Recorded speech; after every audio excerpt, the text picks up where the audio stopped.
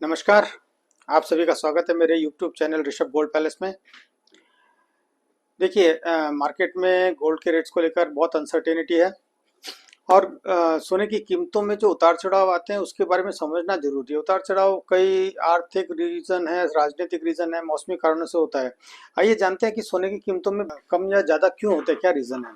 सबसे पहला आता है, देखिए, विश्व में अगर आर्थिक और राजनीतिक अस्थिरता है तो जब विश्व अर्थव्यवस्था में अनिश्चितता बढ़ती है, जैसे युद्ध है, व्यापार है, युद्ध या राजनीतिक संकट है, तो इन्वेस्टर जो है सेफ इन्वेस्टमेंट की तलाश में सोने की ओर रुख करते हैं। हाल ही में जैसे अमेरिका के राष्ट्रपति डोनाल्ड ट्रंप द्वारा चीन पर 10% या उससे अधिक टैरिफ लगाने और फेडरल रिजर्व के अध्यक्ष जेरोम पावेल पर दबाव डालने से सोने की कीमतों में रिकॉर्ड ऊंचाई तक पहुंच गई थी। इससे पहले सोने की कीमतें डॉलर अंदाज $3,500 प्रति औंस तक पहुंच गई थी। दूसरा बड़ा रीजन होता है इन्फ्लेशन और इंटरेस्ट रेट्स यानी ब्याज दरें। जब इन्फ्लेशन बढ़ती है तो करेंसी की परचेस पावर जो है वो घट जाती है, जिससे लोग सोने में निवेश करते हैं। साथ ही जब सेंट्रल बैंक्स ब्याज दरें घटाती हैं तो सोने में इन्वेस्टमेंट आकर्षक हो जाता है, क्योंकि अन्य निवेशों दूसरे निवेशों में मिलने वाली जो इनकम होती है वो कम हो जाती है। हालांकि जब ब्याज दरें वापस बढ़ती हैं तो सोने की जो है डिमांड वो कम हो जाती है।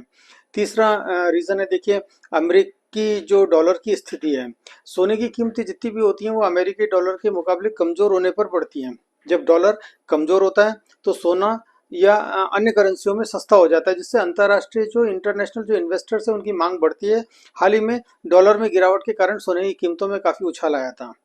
चौथा, अगर आप देखेंगे तो जो डिमांड और सप्लाई कंसर्न है, आपूर्ति और डिमांड मांग जो होती है उससे, तो सोने की सप्लाई मुख्य रूप से माइनिंग, रिफाइनिंग और रिसाइकलिंग से होती है, जबकि डिमांड जेवर, इन्वेस्टमेंट, उद्योग और चिकित्सा से आती है।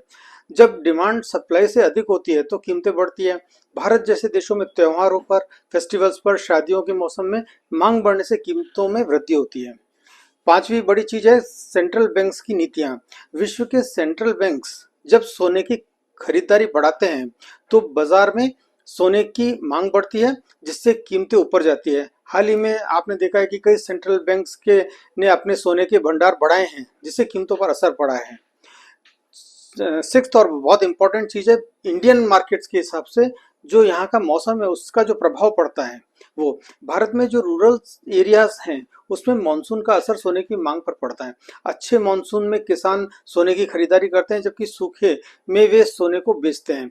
त्योहारों जैसे धनतेरस, दिवाली या अक्षय तृतीया के दौरान भी मांग बढ़ती है, जिससे कीमतों में उतार चढ़ाव होता है। तो अगर आप सब चीजों को देखेंगे तो आपको निष्कर्ष ये निकलता है कि सोने की कीमतों में उतार चढ़ाव विश्व और मतलब इंटरनेशनल फैक्टर्स और लोकल फैक्टर्स का जो है रिजल्ट है। निवेशक इन फैक्टर्स को समझकर सोने में इन्वेस्टमेंट का निर्णय ले सकते हैं। यदि आप सोने में इन्वेस्टमेंट करने का विचार कर रहे हैं तो मौजूदा जो आर्थिक संकट है या जो दूसरी जो मैंने आपको पहले पॉइंट्स गिनाए हैं उन सब के ऊपर विचार करके फिर आप अपना इन्वेस्टमेंट का निर्णय लीजिए। धन्यवाद। नमस्कार।